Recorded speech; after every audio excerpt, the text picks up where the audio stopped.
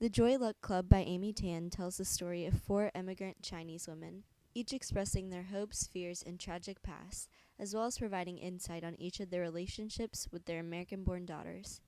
This book raises the question of how well the daughters truly know their mothers, mainly caused by a cultural and generational gap.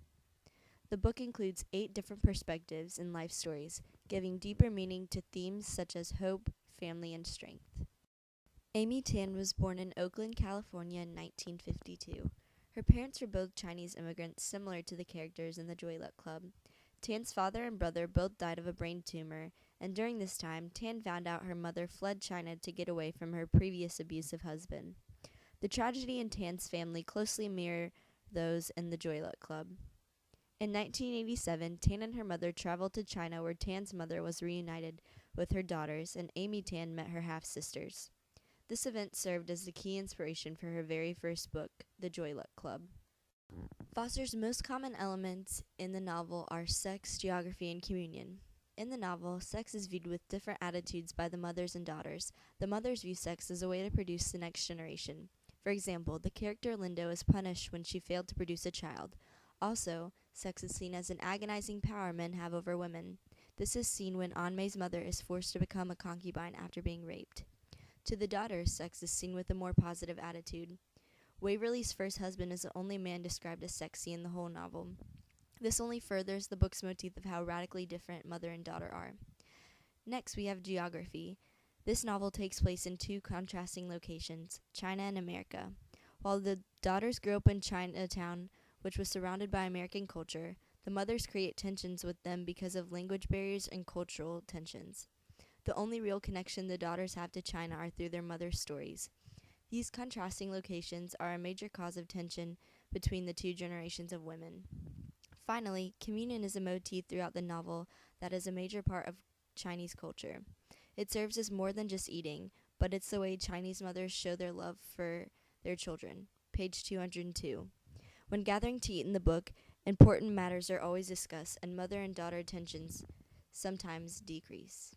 The major literary element employed in the novel is theme. The Joy Luck Club elaborates on a bigger idea of difficulty of preserving one's own heritage and culture when immigrating to a foreign country. When the 4 mothers of the Joy Luck Club leave for China for America, they very much miss their culture, even though they faced terrible tragedies in China. When the mothers have children, they try and teach these Chinese cultures and traditions to them, but their children are more concerned with becoming Americanized. The mothers and daughters continually clash throughout the novel because the mothers feel that the daughters have lost their way by turning more American-like. Unlike the mothers of the book, who endure arranged marriages, death, destruction, and the struggles of immigrating, the daughters have lived a very easy lifestyle. Because of this, the daughters struggle to know who they truly are because they never had to suffer or fight, when the mothers all possess great womanly power and strength because of their hardships. During the course of the book, the daughters begin to realize the strength and dignity of their mothers, and to different degrees, each girl learns to appreciate her mother's heritage. Newfound acceptance is shown through the symbol of wind. The wind in the novel is described as blowing west and east, which represents the connection when traveling between China and America. As the winds blow gentler, it symbolizes a daughter's growing acceptance for her mother's customs. This ever-growing relationship is also shown through opening parables, for the 4 sections in which the book is divided by. Towards the end of the novel, the mothers finally tell the daughters of their suffering in hopes of inspiring them to find control in life.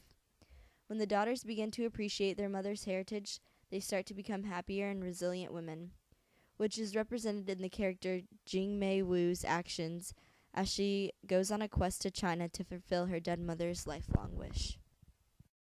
On a literary scale, I would rank the Joy Luck Club as a level 6. There are many symbols, allegories, and the organization of the novel was very complex and genius. It made a full circle from front to back of the novel, although there was no distinct plot, but there were many multiple stories connected through 4 women's lives, with varying narrations. The Joy Luck Club's literary ranking went down because of its characterization. Instead of the reader having to figure it out, it was told straight up, and the changes in characterization of the main characters were easily predicted from the very beginning of the novel, and I wasn't given the chance to analyze deeper. The Joy Luck Club is ranked as a 4 on the readability scale. The language and diction in this book was very easy to understand. There were no challenging words except for some in the Chinese language. If you are well versed with Chinese culture, then you probably would not have had to look up references to Chinese traditions.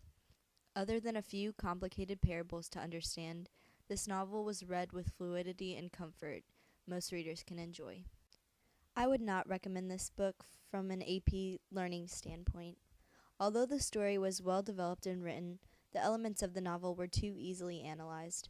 When it comes to improving your analysis skills and insinuating deeper thinking, this novel is insufficient. I would recommend reading this novel on your own free time because the author is very well versed in her Chinese culture, just not for an AP literature class.